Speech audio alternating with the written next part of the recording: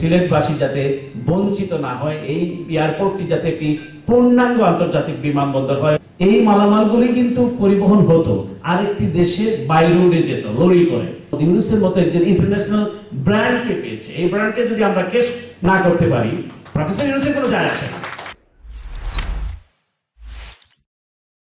বাংলাদেশে আমরা যেটাকে নিয়ে খুব গৌরব অনুভব করি, আমাদের অর্থনীতি সমৃদ্ধ, আমাদের রেমিটেন্সের কারণে। এই রেমিটেন্স যোদ্ধাদের সবচেয়ে বেশি একটি বিশাল অংশ এই সিলেট থেকে, কিন্তু সেই হিসেবে সিলেটের মানুষ তাদের যে ন্যায্য হিস্সা বলতে যা বোঝায় প্রবাসী বাংলাদেশি অধ্যুষিত সিলেট, তারা সেটি দীর্ঘদিন তারা বঞ্চিত ছিলেন।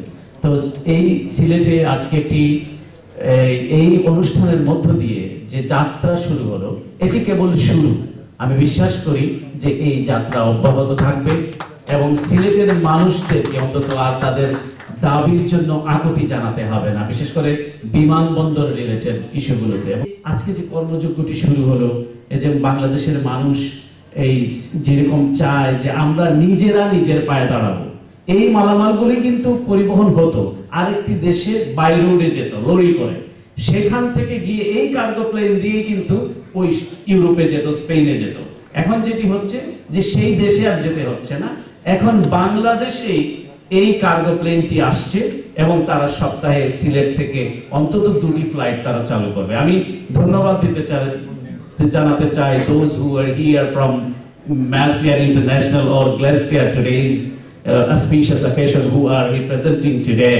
So I expressed my deep gratitude to you who make this happen, this beautiful work, and we are proud. And obviously we will be with you in any circumstance. And obviously we have a very distinguished and expert advisor, and you can meet anytime and he will be able to address your issues, because I heard so many issues from you guys. এই যে সিলেটে আমরা দেখি যে VIP ব্যবহার করার একটা প্রবণতা, প্রথমত এটি হলো যে আপনি যখনই আমি ভিআইপি, আপনারা যারা মানুষের জন্য কাজ করেন, যারা রাজনীতি করেন, যখনই আপনি নিজেকে ভিআইপি করলেন তখন আপনি সাধারণ মানুষ থেকে নিজেকে বিচ্ছিন্ন করলেন। দ্বিতীয় ব্যাপারটি হলো যে আপনি সেখানে এন্টাইটেল কিনা সেটা আপনার একটু ভাবা উচিত, কারণ আপনার কারণে যখনই আমি নিজেকে একটু প্রিভিলেজ দিতে ভাববো, তখন সাথে সাথে কিন্তু আমি 5 জন মানুষকে পেছনে ফেলে দিলাম, কারণ আমাকে এন্টারটেইন করতে হবে 5 জন 7 জনকে পেছনে ফেলে।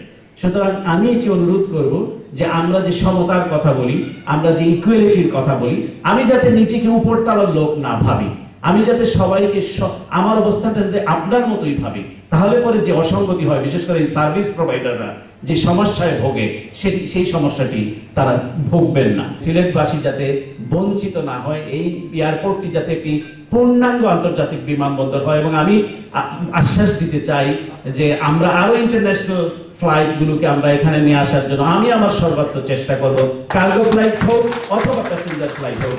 আমরা আসলে হয় কি, বাংলাদেশের একটা সংস্কৃতি আছে, আমরা যে যেখানে থাকার কথা না সে সেখানে থাকি, যে যেটা বলার কথা না সে সেটা বলি। কিন্তু আমি খুব দেখলাম দীর্ঘ প্রায় 2 ঘন্টা 3 ঘন্টা আমি এয়ারপোর্টে কাটালাম, এবং এয়ারপোর্টের যে প্রশস্তকরণের যে কাজ হচ্ছে, বিশাল কর্মযজ্ঞ, এবং এই কর্মযজ্ঞের পেছনে একটা লুটেরা শ্রেণী কাজ করেছে এবং হাজার হাজার শত কোটি টাকা লুটপাট করার একটা চক্রান্ত সেখানে চলছিল।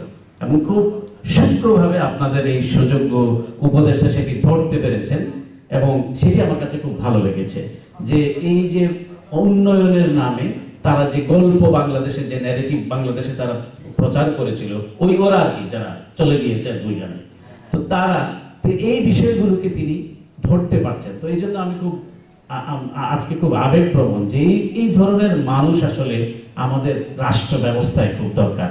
অবশ্যই তারা একটি অন্তর্বর্তীকালীন সরকার বাংলাদেশের বর্তমানে আছেন, এবং সব এতগুলো ধুমড়ে মুচড়ে পচে যাওয়া গলে যাওয়া প্রতিষ্ঠানগুলোকে ঠিকই তুলে আনবার জন্য কিছু মানুষ কাজ করছেন। আমি বলছি না যে সব সেক্টর সর্বতোভাবে কাজ করছে, সেটিও আমি জাহির করছি না, কিন্তু আমি কিছু কিছু মানুষ যে কাজ করছেন আমি আজকে খুব আনন্দিত যে দেখলাম যে খুঁটিয়ে খুঁটিয়ে প্রতিটি বিষয়ে দেখবার একটা যে প্রয়াস, এটি আমার কাছে ভালো লেগেছে। এটাই চাই, এই বাংলাদেশটাই চাই, এই পরিবর্তনটাই আমরা চাই, যাতে নিজের স্বকীয়তায় আমরা যাতে দাঁড়াতে পারি, আমার মগজকে যাতে কেউ পারচেজ না করতে পারে, আমার বিবেককে যাতে বন্ধক দিতে না হয়, সেই সংস্কৃতি আমরা লালন করতে চাই, এবং কোন ধরনের দুর্নীতি যাতে আমাদেরকে গ্রাস করতে না পারে।